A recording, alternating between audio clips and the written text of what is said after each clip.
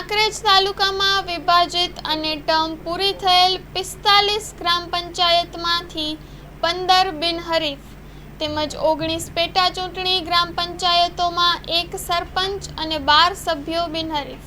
કાંકરેજ તાલુકામાં વિભાજિત થયેલ અને ટર્મ પૂર્ણ થયેલ ગ્રામ પંચાયતો અને ખાલી પડેલ વોર્ડના સામાન્ય ચૂંટણીમાં ફોર્મ પાછા ખેંચવાના દિવસે ચિત્ર સ્પષ્ટ થઈ જવા પામ્યું હતું, જેમાં 45 માંથી 15 ગ્રામ પંચાયતો બિનહરીફ થવા પામી હતી, જેમાં આજના છેલ્લા દિવસે ફોર્મ પાછા ખેંચવાના દિવસે સરપંચના ઉમેદવારોના 89 ફોર્મ પરત ખેંચાયા હતા, તેમજ સભ્યોના 65 ફોર્મ ઉમેદવારો દ્વારા પરત ખેંચવામાં આવ્યા હતા।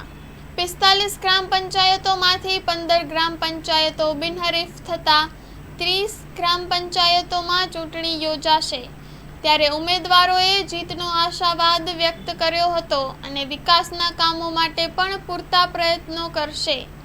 Story report by Chehar Singh Vaghela, Kankrej.